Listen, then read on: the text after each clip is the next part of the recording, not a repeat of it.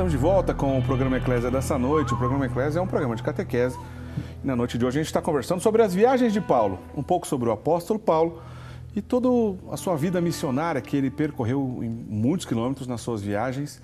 E a última dessas viagens, ele chegou até Roma e morreu lá no ano de 67. Quero lembrar que todos os nossos programas, que a gente sempre exibe aqui pela Rede Século XXI, toda terça-feira, o programa Eclésia, estão disponíveis no portal da Rede Século XXI. Nosso portal rs21.com.br/Eclésia é a página oficial do programa Eclésia, lá no nosso portal. Lá nós temos muita coisa legal, né? Os nossos programas estão disponíveis, você pode falar com a gente, inclusive tem um contato para a gente. Está aí no vídeo, a gente lembrando então um trechinho da nossa página lá no portal da Rede Século XXI. Você quer pesquisar um programa antigo? Você entra lá na página, clica em vídeos, vai abrir uma lista muito grande de vídeos. O programa Eclésia está no ar há mais de 6 anos. Já temos muitos programas disponíveis para vocês lá. Então, na nossa página, portal da Rede Século XXI, nos ajude a divulgar e a gente deixa esse material para vocês também, para que o nosso trabalho continue, então, e possa alcançar o maior número de pessoas possível também através da internet, né? O maior número de pessoas possível que a gente possa alcançar, obviamente, porque a gente quer que esse trabalho seja um trabalho de evangelização. Tá bom? Vamos continuar, então, nossa conversa, Padre Guido. A primeira viagem já entendido, né? Paulo, com seus amigos, já fizeram a primeira missão, mas aí chegou mais ou menos por volta do ano 49, 50, a partir está narrado no livro dos Atos dos Apóstolos, do livro, no versículo 35, no capítulo 15. Exato. Né? Capítulo 15, a partir do 35, começa então a segunda viagem. É do 15 até 18, são os 3 capítulos certo. que nos apresentam passagens da segunda grande viagem missionária e apostólica de Paulo. Certo. Né? Bom, mais uma vez ele sai de Antioquia, da Síria, em companhia de Silas e vai direto para a cidade de Listra e Troade. Meus amigos, uma longa viagem, né, atravessando praticamente toda a Ásia Menor, a atual Turquia. Na cidade de Listra, ele conhece um tal de Timóteo, que se tornará seu discípulo. E vai ser muito importante ali no Novo Testamento. Ele vai aparecer muitas vezes esse personagem, né, Padre? Exato. Inclusive, temos a carta a Timóteo, né, que fazem parte do grande documento escrito de Paulo. E na cidade de Troade encontra um homem que convida Paulo a chegar até na região da Macedônia e a evangelizar aquela grande região. Certo. Paulo aproveita desta longa viagem de 3 anos para visitar também algumas cidades que já havia evangelizado, certo? Na sua primeira viagem, né? E devido ao fato que estavam chegando algumas filosofias de vida que corriam o risco de tornar-se verdadeiras heresias diante da verdade divina que Paulo acabava de ensinar. Aliás, podemos dizer, diácono Eric, que todas as cartas escritas por Paulo têm este grande objetivo de manter a chama da fé sempre acesa e de ter uma grande força para rejeitar as ocasiões que levam a criar um caminho paralelo, não de acordo com a doutrina revelada por Jesus. Né? Agora, nós temos que, de repente, Paulo continua a sua viagem, Paulo, juntamente com Silas. Lembrando que Paulo e Silas continuaram porque o antigo companheiro dele, Barnabé, foi para outra região nessa época, né? Chipre, exato, né? O João Marcos também, né? Exato, e ficaram os dois lá na ilha de Chipre, né? E por isso que só Silas acompanhou então nessa segunda viagem. De repente, Paulo é processado, juntamente com Silas, é condenado a ser flagelado e depois é colocado na cadeia. Então eles chegaram a ser açoitados já nessa ocasião, né, Padre Guido? Foi. E de repente houve uma libertação milagrosa, fruto de um tremor de terra que o pegou somente a cadeia, as portas se abriram, o carcereiro, para não ser depois vítima ou pessoa culpada de ter favorecido a libertação, estava pronto para se matar, quando de repente Paulo grita: não faça isso, estamos aqui. Só um parênteses, Padre Guido, perdão de interromper o senhor. Tem que deixar bem claro que para o costume do Império Romano, quando um carcereiro ou alguém responsável por uma cadeia, por alguma ocasião, perdesse, né, o seu preso ou deixasse escapar, ele era condenado à morte. O próprio governo romano ia depois matá-lo. Então, por isso que aconteceu. Ele já estava com medo e já ia se matar ali, né, Padre Guido? Exato, não queria sofrer um julgamento, né, e preferiu matar-se, mas conseguiu evitar graças ao grito de Paulo. Resultado, meus amigos, Paulo e Silas foram hospedados na casa do carcereiro. O carcereiro e a esposa dele curaram das feridas da flagelação e acabaram, dias depois, aceitando a fé e receberam a graça do santo batismo. Olha só. Certo? Depois, Paulo continua a sua viagem, vai para Tessalônica e chega na capital da Grécia, Atenas. Esse episódio é belíssimo. E a presença de Paulo em Atenas, que era a capital de um mundo completamente pagão, Paulo encontra um clima de festa, verdadeiras romarias que subiam no morro, porque em cima do morro havia o Partenon, que, digamos assim, seria o templo religioso, onde adoravam todos os deuses daquelas religiões, né?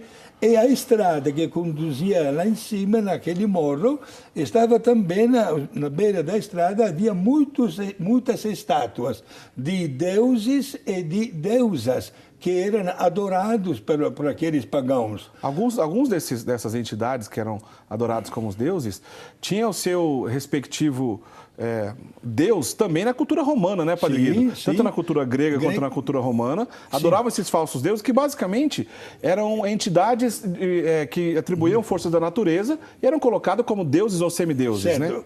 Talvez o nome era diferente, mas o deus ou a deusa era a mesma. Por exemplo, o Netuno ou Poseidon, e assim por diante, né? Exato. Sim. E quando Paulo soube este morro, faz questão de olhar, digamos assim, o nome do deus ou da deusa que estava esculpido, né? À direita e à esquerda. De repente, para diante de uma estátua onde tinha uma placa dizendo homenagem para o Deus desconhecido. Paulo chega lá no Partenon, neste grande templo, que existe inclusive até hoje, e num clima de festa havia um orador que estava falando. Dentro havia como uma arquibancada, milhares de pessoas. E naquela época imaginamos até o silêncio que se criava porque não existia o microfone. É verdade. O Paulo pede licença para dar uma mensagem e um breve discurso. Ele diz o seguinte: meus amigos, é a primeira vez que eu venho aqui. Nunca vi tanta fé, tanta devoção para os vossos deuses. Fiz questão de olhar bem todas as estátuas e parei um pouco diante de uma estátua dedicada ao Deus desconhecido. Uma espécie de altar, né, Padre Guido? Um altar, mesmo, né? exato. Mas ao Deus que eles, por via das dúvidas, deixa lá, que não conhece. E também, mais do que das dúvidas, pelo medo de atrair sobre de si a vingança de algum Deus que tivesse sido esquecido, né? Certo. Então, Paulo tem a coragem de dizer: eu vim aqui para falar para vocês destes deuses que vocês não conhecem, mas que eu conheço. De repente, meus amigos, está tudo registrado no livro dos Atos dos Apóstolos. O responsável do Partenon se aproximou com a educação de Paulo e disse: olha, Senhor, vamos falar deste Deus que o Senhor conhece e que nós ignoramos, mas num outro momento, por favor, se retire. E Paulo, numa boa, terminou o seu discurso e saiu do Partenon. Mas enquanto ele saiu, várias pessoas que estavam sentadas na arquibancada, curiosas de conhecer algo a respeito deste Deus desconhecido, se levantaram, saíram também daquele templo e foram encontrar-se com Paulo, sem saber que formariam o primeiro núcleo de cristãos na capital, Atenas. Que bonito. Esse episódio, Padre, talvez numa outra oportunidade, a gente dedica um programa Eclésia exclusivo sobre a visita de Paulo a Atenas, porque é bonito, é rico, é cheio de pormenores, é muito interessante. Lembrando que esse episódio que o Padre Guido estava explicando de Paulo lá em Atenas está narrado em Atos dos Apóstolos, no capítulo 17, especialmente a partir do versículo 16. Saindo de lá, ele foi para Corinto, Padre Guido. Foi para Corinto. Corinto não era fácil, hein? Corinto foi uma cidade, diácono Eric, que deu uma verdadeira dor de cabeça para o apóstolo Paulo. Por quê?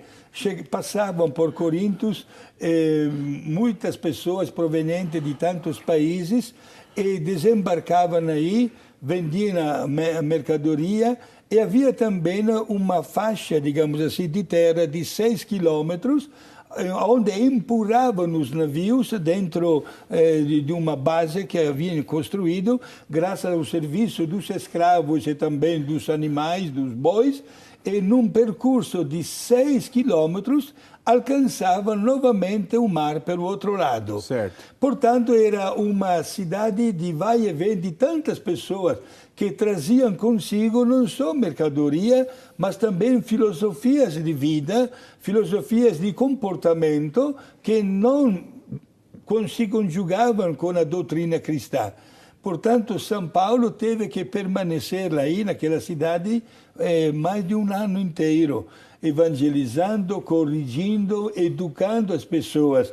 E depois... Padre Guido, antes dele sair de Corinto, se não me engano, foi lá em Corinto que ele encontrou pela primeira vez Priscila e Áquila, né? Sim. Aquele casal que também são personagens importantes do Atos dos Apóstolos. Sim, porque Priscila e Áquila é um casal, né? Vindo de Roma, inclusive, que apresentou a Paulo a condição dos primeiros cristãos que estavam em Roma e que não respiravam, digamos assim, um mar de felicidade, porque os imperadores romanos pensavam em sufocar a religião cristã. Mas foi de grande ajuda ao trabalho que Paulo desenvolveu lá em Corinto, né? Inclusive se hospedou até na casa deles, né?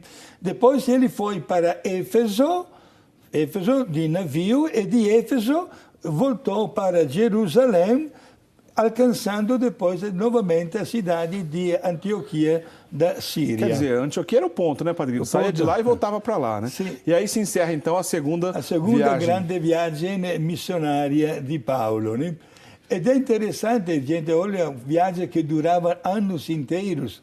Sinceramente, São Paulo, com aquele objetivo de levar a luz do Evangelho a todo o mundo inteiro, enfrentava situações delicadas, incompreensões. Houve até grupos de cristãos que disseram na cara dele que não merecia o título de apóstolo. Sim, devido aos antecedentes da sua história pessoal, né? Quer dizer, a fama dele, ele demorou para perder a fama, né, Padre Guido, exato, de perseguidor de cristão. Padre Guido, vamos fazer o seguinte, vamos direto para a terceira viagem, senão não vai dar tempo, né? Porque a gente tem muita coisa ainda no programa de hoje. A terceira viagem, então, está narrada em Atos dos Apóstolos, a partir do capítulo 18, versículo 23 em diante. Então, a partir daí, entramos na terceira viagem, né, Padre Guido? Vai até o capítulo 21, de 18 a 21. 18 a 21. A gente já chegou no ano 53, mais ou menos, Padre Guido? Sim, praticamente sim. Começa no ano 53 e vai até o ano de 57. Foi a viagem mais comprida, durou praticamente 4 anos. 4 anos. Nessa viagem, Timóteo acompanhou. Sim, exato. Agora, Paulo sai de Jerusalém, passa por Antioquia da Síria, onde permanece várias semanas, depois direto para a Galácia, uma das regiões da Ásia Menor, né? Em seguida, ele atravessa toda a Ásia Menor, toda a Turquia, diríamos nos tempos modernos, até chegar na cidade de Éfeso, onde permanece 2 anos. E naquela cidade de Éfeso, ele impõe as mãos sobre a cabeça de 12 pessoas, para que pudessem, em nome de Deus, pregar o Evangelho com uma assistência toda especial do Divino Espírito Santo. Inclusive, Apolo, que também é famoso nos Atos dos Apóstolos, está nessa turma aí, né, Padre Guido? Perfeito. Mas a grande preocupação de Paulo, nesta terceira viagem, é aquela cidade de Corinto. Por isso ele aproveita de Éfeso, que não é muito distante, de navio, chega novamente em Corinto.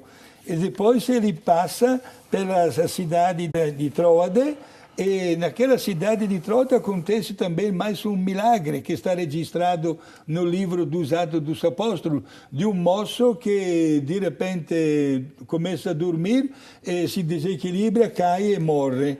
E São Paulo ressuscita o moço já falecido. Ah, em Troade aconteceu isso então? Em Troade, exato. Certo. Né? E daí ele chega depois de navio até a cidade de Mileto, onde São Paulo percebe dentro de si que não verá nunca mais o rosto de tantos amigos. Ali, acredito que ele começou a se despedir já, Padre Guido, das pessoas? Sim. Ele começou a despedir-se e as pessoas diziam, não embarque de volta, fica conosco. Mas Paulo responde que sente dentro de si a necessidade de dar uma resposta total a Deus, que chama até para uma imolação do seu corpo e da sua alma para a glória de Deus. Muita gente acompanha Paulo até no porto da cidade de Mileto, né, onde ele embarca entre a comoção geral do povo, embarca com destino para a cidade de Jerusalém. Né? Passa pela cidade de Tiro, que é no Líbano, né? É verdade. Exato, e de Cesareia também, e chega em Jerusalém, onde já está correndo um processo contra Paulo. Só que é o seguinte, Padre Guido, a partir de agora, a gente já entra na reta final, a gente precisa fazer um intervalo, então precisa contar pra gente isso depois do intervalo. Chegou em Jerusalém de volta, a coisa já está ficando complicada para Paulo, o senhor vai explicar pra gente o que aconteceu, que depois ele vai seguir a sua última viagem, depois vai falecer em Roma no ano 67. Então, vamos para o intervalo. Daqui a pouquinho a gente volta para o último bloco do programa Eclésia dessa noite. O Padre Guido vai explicar para a gente, então, essa última viagem de Paulo, como foi, para a gente entender um pouco mais sobre a vida desse grande apóstolo da igreja, São Paulo Apóstolo. Não sai daí, a gente volta já já, hein?